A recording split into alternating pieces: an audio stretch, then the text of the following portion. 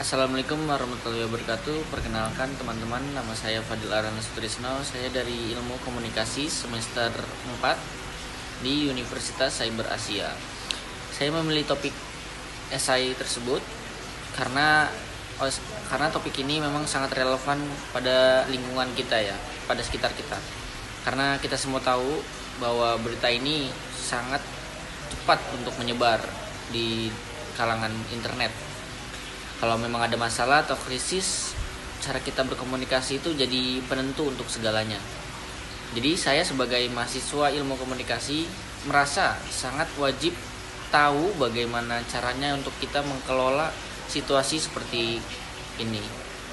Karena memang bukan hanya itu penting untuk menjaga nama baik atau bisa mengarahkan cerita yang beredar dan menjaga kepercayaan orang seperti yang banyak. Jadi dalam esai yang saya tulis ini, saya mencoba untuk menjelaskan bagaimana komunikasi krisis itu bekerja di era digital. Jadi di bagian awal ini saya langsung bilang kalau di zaman sekarang ini informasi itu memang sangat cepat terjadi, sangat cepat untuk menyebar.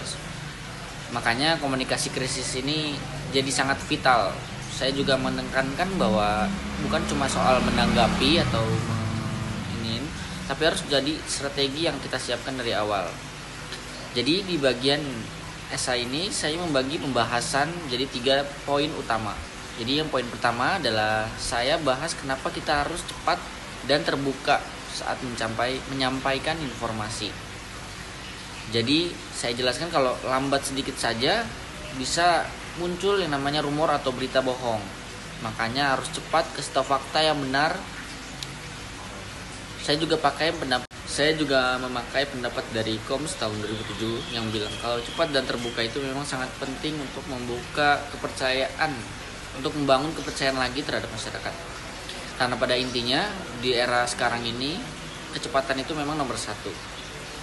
Baik, kita lanjut ke poin yang kedua.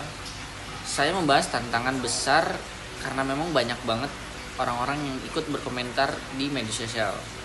Karena sekarang semua orang bisa jadi wartawan dadakan dan pendapat publik bisa berubah drastis karena komentar-komentar di media sosial. Karena saya juga ingin mengkaitkan dengan teori komunikasi yang sekarang jadi rumit. Bukan cuma dari media ke kita, dari banyak arah. Itu kutipan dari McQuail tahun 2010. Jadi tim komunikasi krisis ini harus bisa memantau media sosial dan menanggapi komentar satu persatu. Baik, kita lanjut langsung ke poin yang ketiga, yang terakhir. Karena saya ini fokus kepada pentingnya punya cerita yang sama dan menunjukkan rasa peduli. Karena memang banyak saluran informasi, pesan kita itu jadi beda-beda. Makanya pesan utama itu harus jelas, singkat dan sama di semua tempat. Karena pesan itu juga harus menunjukkan kalau kita itu peduli sama yang terdampak. Saya mengutip dari Ulmer et al. Tahun 2007 yang bilang kalau menunjukkan kepedulian itu lebih ampuh daripada cuma membela diri. Ini memang penting banget buat ngebangun lagi kepercayaan terhadap masyarakat. Jadi di bagian terakhir saya menjelaskan bahwa penutup ini saya rangkum semua yang sudah saya sampaikan dan saya tegaskan lagi kalau memang komunikasi ini di era digital wajib hukumnya. Saya juga bilang kalau organisasi ini memang harus yang namanya proaktif, mudah beradaptasi dan cepat untuk tanggap. Jadi secara keseluruhan saya berusaha supaya esai ini yang saya kerjakan saat ini itu punya struktur yang lengkap dengan adanya pembukaan yang menarik, isi yang kuat dengan saya sebutkan dari 3 poin tersebut dan didukungnya untuk referensi sumber rujukan yang saya cantumkan serta penutup yang memang menyimpulkan semuanya.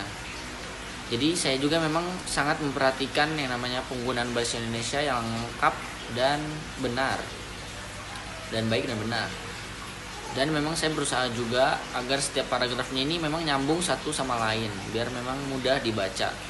Jadi untuk penutupnya bahwa pesan penting ini yang ingin saya sampaikan lewat esai adalah di zaman digital kita semua harus sadar bahwa komunikasi krisis ini bukan lagi pilihan, tapi keharusan atau kewajiban setiap organisasi ataupun perusahaan besar ataupun kecil memang harus punya yang namanya rencana komunikasi krisis yang matang.